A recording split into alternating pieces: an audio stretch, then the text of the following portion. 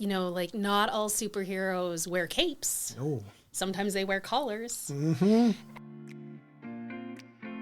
This episode of Bring Back the Porch, brought to you by Bernie Leahy, River Street Realty. Let's get you home. And our guest on the porch today is Christina Johnson from the Sanare Centre in Medicine. Welcome. Hi. Now, you were recently a recipient of a 2024 Alberta Inspiration Award. Tell us about that, how it came to be and what it was awarded for. Well, I was nominated by my peers, some of my staff and board and some other individuals, and the award was for research and innovation in the area of gender-based violence. Okay, that's a big topic. A big topic, gender-based violence. Yeah. That fills in with the work you do at the Sanare Centre. Totally. The award specifically was for our work with the Evolvement Program, which is a multi-tiered program where we work with men and boys to create allyships and reduce offending behavior. And we work with all men and boys with that. It's not targeted at people who use offending behavior, but it's for everybody. So that was one portion of it. And then the other portion was opening the Child Advocacy Centre here in Medicine Hat that is under the umbrella of Sanare. Okay. You called the program Evolvement, and it's spelled out capital MEN. Probably well named for a reason. It is, and it's, we worked for a really long time, and of course this program's super close to my heart. You'll probably hear me get pretty passionate about it. The program started just as an idea. It started when we were doing police and court support, and we were working with individuals, primarily young women, who were experiencing sexual violence, and we worked with them, and we would see the pain that was occurring. And then we'd see young men, very young men around the age of 15, 16, and you would see their families, both sides, you'd see their families devastated. The young men didn't necessarily understand. Sometimes they did understand what they were doing, and sometimes they were so confused and they were so scared. And I remember watching that and thinking to myself, we have to do better for our young men to set the stage so that there's a higher level of awareness of what abuse is, what it isn't, and actually stop this before it happens so that, the young men aren't struggling and aren't using offending behavior, and also so that the young women weren't experiencing. And I don't want to negate that young men don't experience sexual violence or domestic violence, because they do. It's what I was seeing as we were navigating.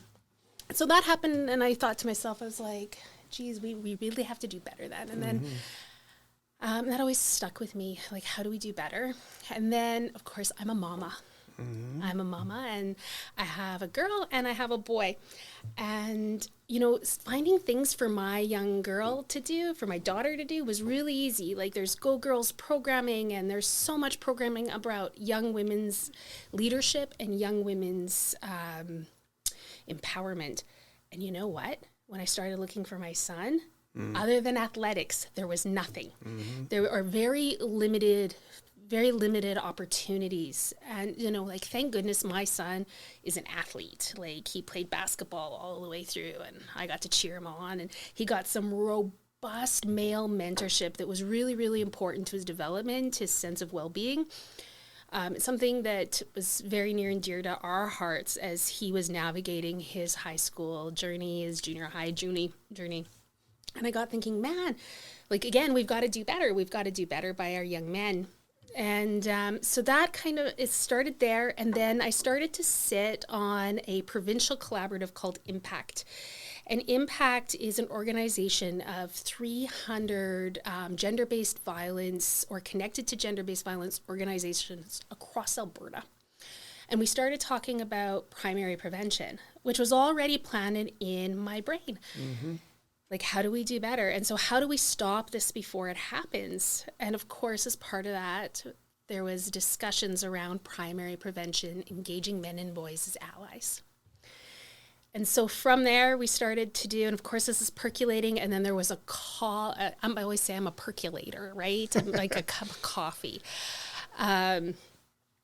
And so during that time, there was a call at the time, it was Status of Women, to be able to do some work around engaging men and boys. And so we applied to be able to create a program to engage men and boys as allies and to do some primary prevention work.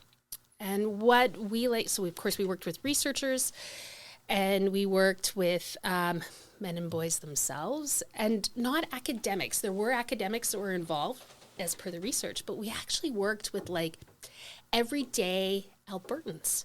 So ex-military, ex-construction, postal workers, the people that live next door to you. And we said, what do you need? What would work? We started creating, and we got it all wrong many times. We were told we were wrong.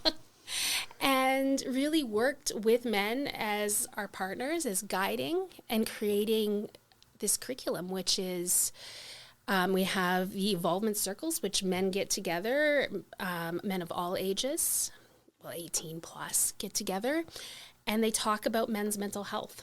It's just a huge topic for men in a safe space. And so there's a group of men that lead it. They get together, they discuss topics, then they come together. One of the guys will present the topic, and then other men talk about how it affects them. So they do that once a month. And then we have the in-school Evolvement Leadership Program, which is all about social emotional learning and leadership for young men and boys. We've got it credit mapped, so it's worth 3 credits if it's taken in school. So that's one of the things we've done. And then, and I'm really excited about that program. We've got some extraordinarily exciting outcomes coming out of that. And then over and above that, we have a group of young men, a group of junior high school men that get together in the evenings, and they are doing the Evolvement Leadership Curriculum and then going out into the community and putting it into works. So they go and take the skills they learn, whether it's around leadership, emotional regulation. Sometimes they say, we talk a lot about emotions, is what they say. And then they go and they take those and they do volunteerism. They go to local gyms, play basketball. They do whatever we can take those skills that they're learning and then put them in real life practice. I remember a phrase that more is caught than taught when children are watching mom and dad. So if you can start the prevention and set an example at an early age, you've done your job. Totally, right? Let's set people up for success. One of the philosophies that I was taught was that oftentimes relationships, we just expect people to be able to know how to navigate them. And it's like a download, right? All of a sudden, your computer, all of a sudden, Microsoft creates or Apple creates a download and you get it and then it's installed. And that's how most of us learn how to navigate relationships, is through watching and learning. But what happens if that's not the most healthy way to navigate a relationship? So we teach people how to tie their shoes. What would it look like if we said, this is what social emotional learning looks like, this is what social emotional development looks like, and this is what leadership looks like, and you are a leader. And so rather than telling people that they're bad, what if we told them they're good? And what if we told them they're leaders, and then gave them the skills and worked with them to develop the skills in real life to be leaders, to create change, to create allyship, and then to live a really good life where they're doing good things in society.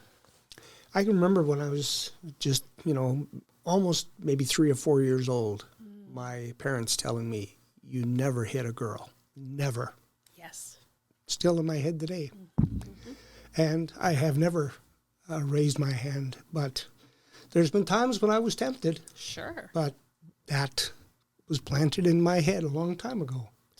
And I think that's what you're doing. I hope so. I hope so. Yeah. That's a good thing. Don't hit people. Yeah. I think that's really important, right? Anyone. Yeah. Exactly.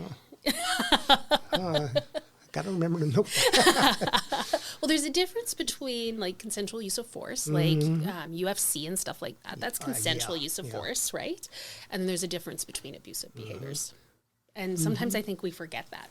Yeah. What are the types of abuse that you see commonly? In Sanare as a center, so we are a trauma center at Sanare, And we have the two streams, really, or two programs. And one of them is a sexual assault center where we work with all humans that have experienced sexual assault and sexual abuse. And then the other stream is a Child Advocacy Centre. And what the Child Advocacy Centre is a collaborative of professionals who come together to support children who've experienced child abuse. And it's child abuse that would meet criminal code threshold. So, and those professionals are Crown prosecutors, Medicine Hat Police Service, RCMP, Children's Services, and Recovery Alberta, and then of course Sanare Centre. And we all come together to provide that support. When you are dealing with children, you have to be very careful. Yeah, we do. Yeah. How do you approach someone who has been abused, a child, let's say a 6-year-old girl, who comes forward and comes through the justice system as a victim? Okay. So if they come through the justice system, so they've already disclosed their abuse, then we're working alongside them to support, and primarily with their parent as well, or whoever is the caregiver of the child. We're working to figure out what that child, what that family needs in order to be successful, not only navigating the criminal justice system, but also in life. Because the criminal justice system, whilst important, is one piece, but it's about life. And so we work with the whole family system to ensure that that child is getting what they need. Is there an opportunity for some who know now that they're doing something wrong and when they need to get help, can they come to you? So sometimes, depending what's happening, we have worked with children with sexual behaviors of concern. We have worked with those kids. It's something that we're definitely working towards within our community because we know that that's something that's missing. Okay. You are in the process of fundraising. We are. For a very good cause, Superhero Search. Oh my goodness. You know, like not all superheroes wear capes. No. Sometimes they wear collars. And so that's what we're currently fundraising for right now. We're fundraising for a facility dog. And these facility dogs are professionals. They're working dogs. And their whole goal is to provide comfort, caring, and connection. So when a child or an adult comes into the center and they're needing that little extra support, whether it's in telling their story, if they're a child to Children's Services or to RCMP, or it's sitting in the therapy room, because of course we provide therapy in our center, whether it's any of those, or perhaps it's even going out and doing an education program in a school, the facility dog can assist with all of that to minimize anxiety, increase comfort, and just make it a whole better experience. Yeah. And we've seen that in the courts too, with some young people testifying with a support dog, and it makes a world of difference. Totally. I don't know why or how. Well, but everybody loves dogs. Well, you know, I'm a dog person. Me too. I have a dog. Her name is Rosie. And she provides me great comfort. When I've had a hard day, that dog comes and lays her head on my lap. It's probably one of the best things. They know. Yeah. And so this guy also will be able to go to court with kids. Okay. How far along are we in fundraising here? Well, we're almost halfway there. Okay. How do we put our money in? How do you put your money in? Well, you go to our website, sanarecentre.ca. That's SANARE. Centre. Canadian? Yes. CENTRE? You got it. .ca. Let's make it even more Canadian. Okay. And if I go there, I can find the place, I can navigate to where I need to make my donation. Yeah, it's right on the banner right in the front. You just click it and it will take you right there. Okay. I wanted to go back to one thing you were talking about with the men's group and getting them together. Do you find men, it's hard for them to express their emotions when other men are around? Because we're macho. Totally. Totally. And I would say yes in the beginning. Yeah. I would say yes in the beginning. And that's part of the reason why one of the men that's been with us for a very long time, this group in its different names, has been around now for approximately 6 years. And one of the men that's been there from the beginning will stand up and tell a story. And they'll be really vulnerable first. And And that opens the door for the other men to be vulnerable as well. Okay. If there's some who are listening or watching to this and they think that sounds like something that could help me, how do they get a hold of you? Very simply, you can go to our Evolvement Facebook page, so that's there. Also our website. The coordinator of Evolvement, his name is Steve McCraig, and he would love to speak with them, even if they're thinking like, I might want to go to Evolvement Circle, but I'm not sure. They can talk to him, check it out. Steve will meet with them, and then they can go from there. And it's Evolvement, Evolvement. You got it. Okay. Anything else that you wanted to touch on before we say goodbye? Just that the prevalence in Medicine Hat is high. Oh. And it's on par with the rest of the province, but sometimes we think that sexual violence, and that's the majority of what we see through the Child Advocacy Centre as well. We do see physical abuse and neglect, but a large percentage of the children that are coming through have experienced sexual violence. And so in Alberta, there was a 2020 study, and sometimes, we think it doesn't happen here, or it doesn't happen to people we know, but approximately 1 out of 2 Albertans have experienced sexual violence before the age of 18. And what we know is that if people don't get help before the age of 18, they're 50% more likely to experience it again. And so... Abuse again? Yes, sexual abuse again.